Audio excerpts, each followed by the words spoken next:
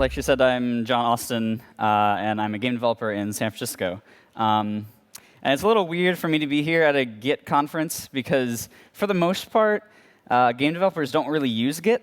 It's really dominated by Perforce and SVN. So I kind of wanted to take some time today to talk a little bit about why that is. And it's really not out of lack of desire. Game developers would love to use Git.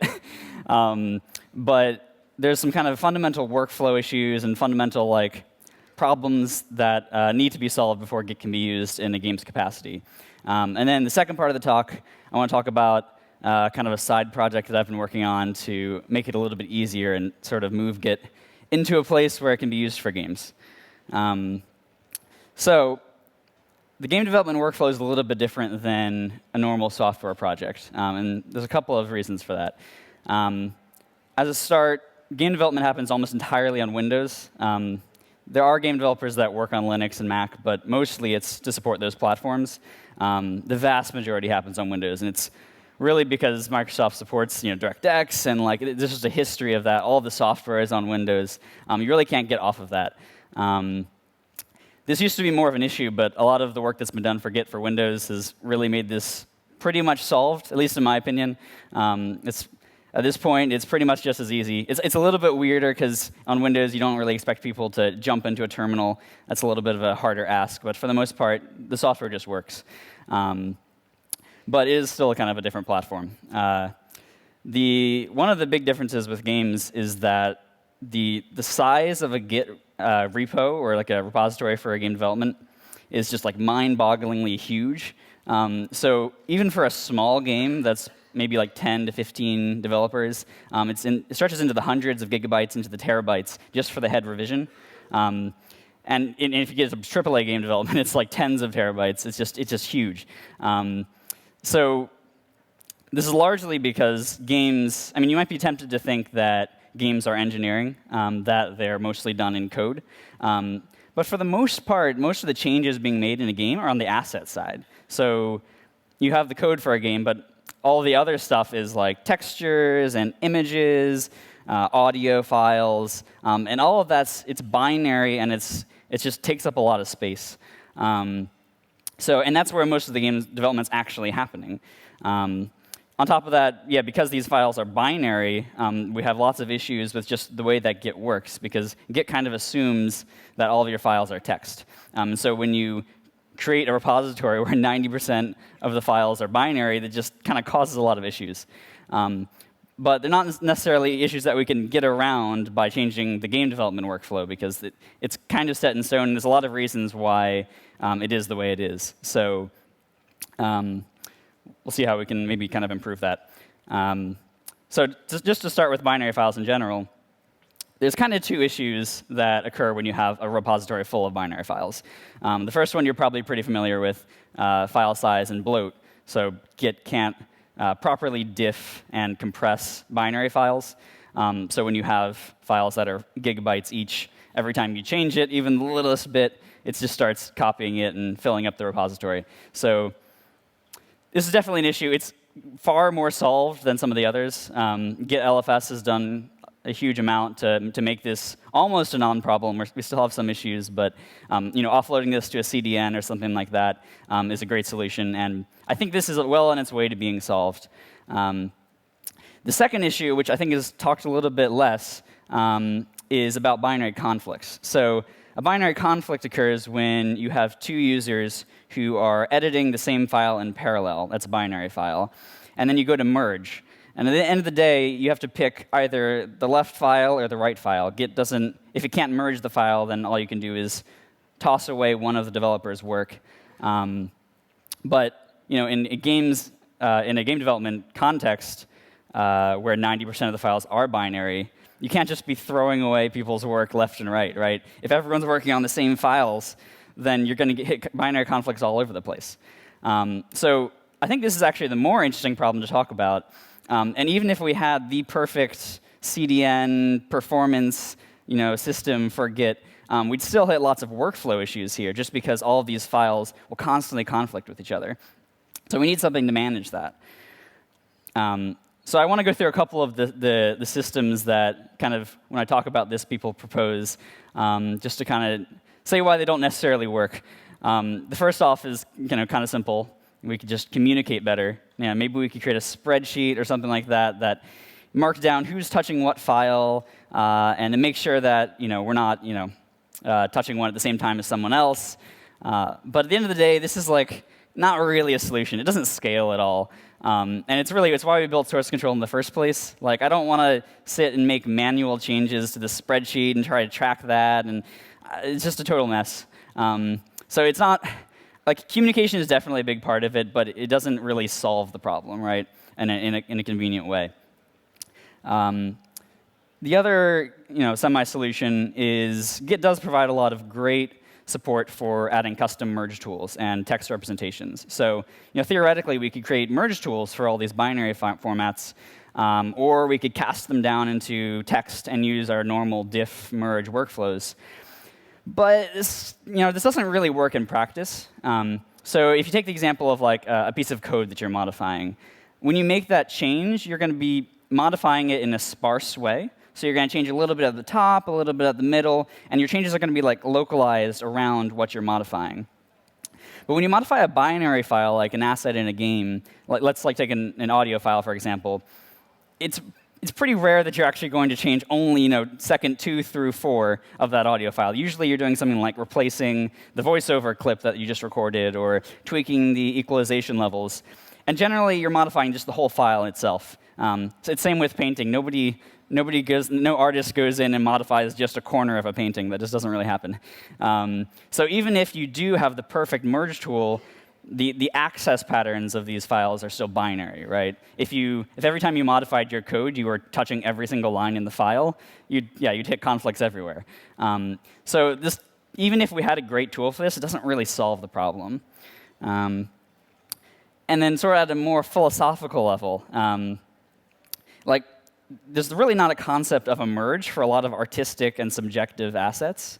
So I think this is a great example. If you take that first image on the left as the base revision, and you imagine 2 people have modified it. So the first one's made kind of this more realistic image. Maybe the second one's made this more blocky and abstract image. If you imagine trying to merge those changes, it just doesn't really make sense, right? Like, even if you had the best neural network-based merge tool, that wouldn't be what the art director intended, right? So the art in a game it's a very subjective medium, and so it's very important that you keep that consistent line of understanding of the artist as they're making an asset. So in a lot of ways, just merging in the first place doesn't make sense with many of these assets. So if we can't merge them, just kind of as a rule, we're kind of in a weird state, because like we said earlier, Git kind of assumes that all files can be merged. That's like kind of the fundamental point of Git, is the branching and merging, right? Like, what do we do if we can't merge? But maybe what we can do is we can try to prevent these binary conflicts just before they happen in the first place. So rather than waiting to the end of the day until we hit those conflicts, maybe we can kind of create an early warning system or something like that that can sort of flag you and say, hey, don't make that change. Somebody else over here is already touching that file. So let's think a little bit about how we can maybe do that. So if we're going to try to create some sort of early warning system to kind of stop these changes, these parallel edits, there's a bunch of places we can kind of inject ourselves. So a change happens on the Git level, but even before that, right, you could have 2 developers that open up Photoshop and modify 2 textures in memory, and they've already created a binary conflict right there. Like, it's already too late. And so there's a bunch of layers that we could kind of try to catch the developer before they create a conflict. But I think for this talk, I want to focus on just the Git part of the process, mostly because the Git process is a little more. That's where all the complexity is happening. And if we can solve that, then we can kind of add layers on top of that to kind of integrate more into like the disk or file layer. But the Git part of itself is complex enough as is. So I kind of want to focus on that. So I would be remiss if I didn't talk about file locking when I'm talking about binary conflict management. So to be clear, like file locking is one of the main reasons that game developers use Perforce over Git. So at Funomena, our games are fairly small. Like we're an independent studio. We're not creating hundreds of terabytes of files left and right. So for us, like Git LFS actually would work pretty well. But without some system to manage these conflicts, we're stuck on Perforce because Perforce has file locking. And what file locking does, if you're not familiar, is it basically takes that spreadsheet we talked about earlier, where we're keeping track of who owns what file, but it's automating it. So it marks a file read-only unless you have the ownership of that file. And then you can manually check in and check out that file to kind of state your claim on it. But a couple of projects have tried to add file locking to Git. Git LFS has tried to do this, and there's a couple of other projects before it. But at the end of the day, it just doesn't really play nicely with Git. File locking, it really wants to be centralized, and it wants to have a single state of truth for a single file, right? But Git wants to be free. Git wants to branch every which way, and we only have master branches because of convention. It's not something built into Git. And so when you add this centralized system, it really it does one of two things. Either it doesn't successfully prevent binary conflicts in the first place, or it just really limits what you can do in Git. You get back to the point where maybe you can't even branch left and right like you want to. And so at that point, why are you even using Git, right? If you can't use your Git workflows, then there's not a lot of use. You might as well be on Perforce. So file lock is not a great solution, even though that's kind of the normal way it's done. So in the goal of coming up with a better solution, we should start with a simple example. So rather than thinking about lots of developers and lots of moving changes, let's think about a binary conflict in a local repository with a single developer and a single master branch. So maybe you're working on master, and you want to kind of do a little work on a feature branch. So you make a branch, and you modify your binary file, changing an image or something like that. Well, then you're kind of in the middle of that, and you pop back onto master because maybe your priorities change or you need to fix a bug. And in the process, you also modify that same file. So now you've conflicted with yourself. So if you go try to merge this file, you're going to hit a conflict again. And so this can happen even if you don't have multiple developers, right? You can still hit these binary conflicts. So let's see if we can solve it just in this case, and then we can maybe expand back out to a kind of a bigger scenario. What we'd like to do is kind of reject one of these commits earlier rather than waiting until the end.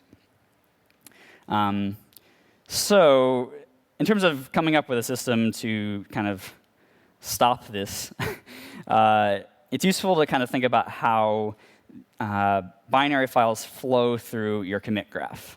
So a binary file, if it can't branch, right, because if you branch, you're going to create parallel edits, and parallel edits leads to binary conflicts, then it can't branch. And then it also can't merge, because like we said, it's just not really feasible to merge a lot of these binary files. Essentially what happens is these binary files form paths in your commit graph. So in a well-formed commit graph, all of your binary files will form paths.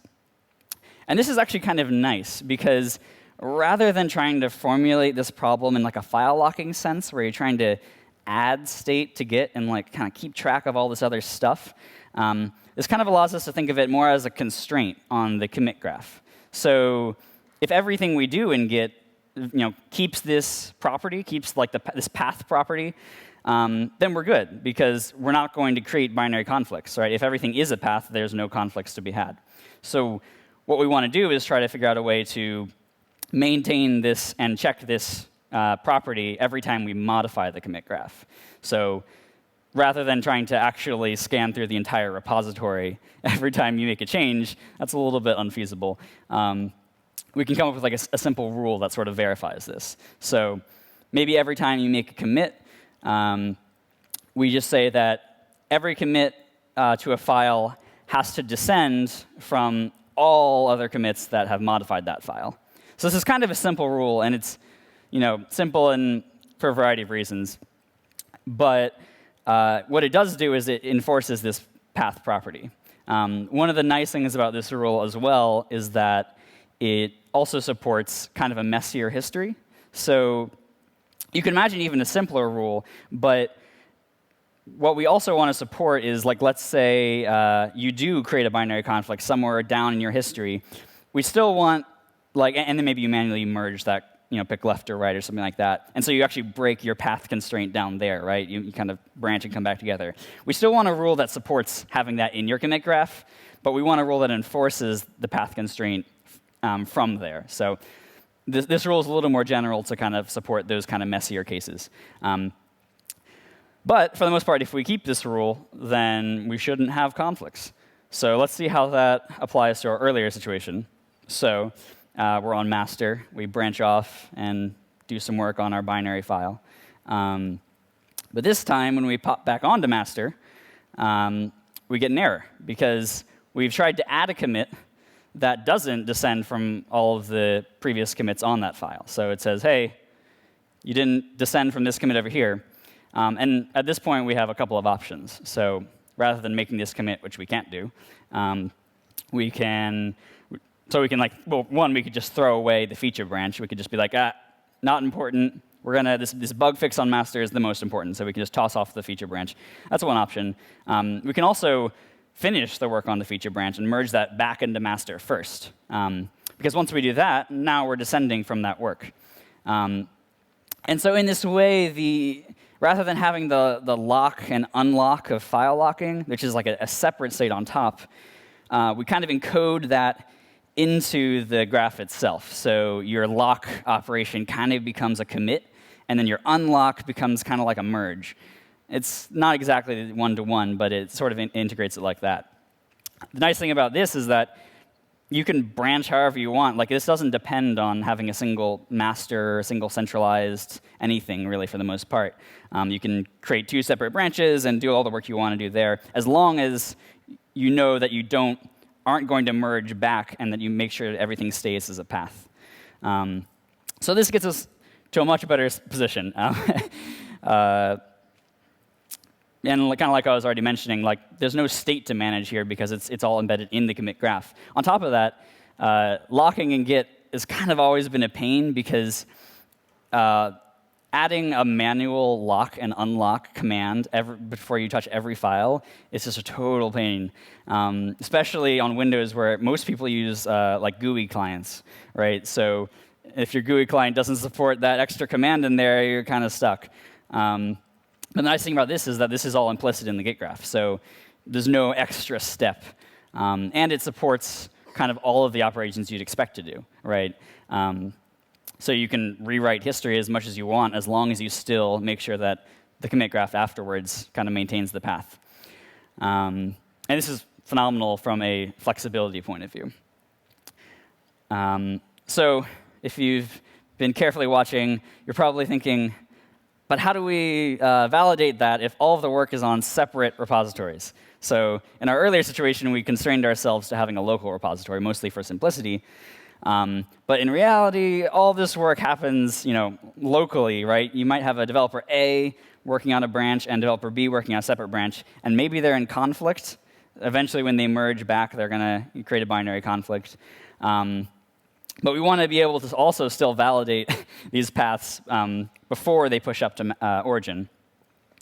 So we kind of need a system to give you information about the rest of what's going on in the developers' repositories. One of the nice things about the way that Git graphs work is that they can be easily combined. They can be easily unioned. So if we imagine some ethereal global graph that is the constant unioning of all of the developers' local repositories, that's kind of what we want. We would be like it's a graph that we can query for our path property that we were talking about earlier. But it'll always be up to date with the local stuff that's happening, so that we make sure that we don't allow you to diverge just locally. So this is kind of the side project that I was mentioning earlier that I've been working on, which is called Git Global Graph. So it's kind of this weird system that every time, basically the way it works is every time you change a local repository that's registered in the global graph, it synchronizes everything in that local repository up into the graph. And then you can query it like a normal Git repository, except that it happens to reflect all of the local state as well. It's open source. It's written in Rust, because Rust is fun. Rust is also cross-platform, which is great, at least for Windows. Yeah, I thought this was kind of an interesting system. I can go into a little more details. Right now, it's implemented fairly naively. It just basically, every time the repository changes, it force pushes up all the commits and all the branches and just makes sure to namespace them so you don't kind of conflict with branch naming. And then it provides like a HTTP API for like querying it. Although you could also just use it like a normal repository. Essentially, it just stores all this up in a bare repo. So it's fairly simple as is, but I thought it's an interesting tool because while it's useful for what I'm trying to do here, where we're trying to block these, verify these path properties and kind of fix binary conflicts, I also think it could be useful just in general if you had some use case where you wanted to have more insight into what the rest of the developers are doing. So I thought it'd be interesting to present, and if you have thoughts on what it could be used for, or I don't know, definitely come talk to me afterwards. Another nice thing is that it can use standard Git authentication. It would be total pain if you had to set up some, when you talk about file locking, now you have a concept of an owner, right? We want to be able to use the way that Git works on the authentication side, so we don't have to change all of our infrastructure around that. So it's nice in that it just kind of just supports that default. With that, now we can kind of write a little pre-commit hook on top of it that kind of just skims the global graph like we were talking about earlier. So I wasn't risky enough to try a live demo on stage, so I just copy-pasted my terminal. But essentially, you can see here, if you kind of go through the previous process, when you try to make that conflicting commit, it says, hold up, I found a conflicting commit on a different branch. And in this case, it actually happens to be on a local repository. One of the things that Global Graph does is in order to kind of work backwards, it gives every local repository just a unique UUID. It's just a kind of a generated hash of just for that repository, so it can be referenced. So that way you can say, OK, I know it's on this repository, which I know is on this computer, and I can go look at that branch and either push that work up to master or at origin so that you can then use it, or delete that branch and say I'm done with it. I don't want to use it. So this is basically this is a fairly simple layer on top of Global Graph. The goal is to separate them rather than having a big complex system like file locking.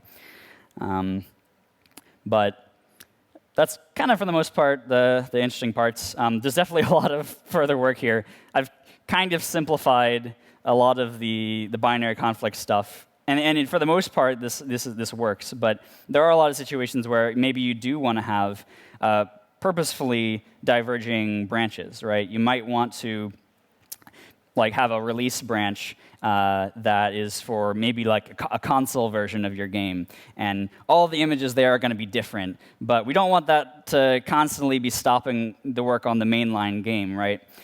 So there are situations where you do want parallel edits. And so there's systems we can kind of layer on top to sort of have better layers of safety. And as well, we were talking about earlier, this really only works at the Git level. So for the most part, this is great, but we really want something that integrates earlier. So the nice thing about the way this works, though, once we solve the Git problem, local changes are still pinned to a commit. So the file system layer and all that stuff doesn't really have to worry too much about the graph itself. It can just kind of work at more of a local layer. But there's lots of work there to be done, too. But yeah, I don't know. That's about it. If you have questions or things, I can take them afterwards. But yeah, thanks for listening.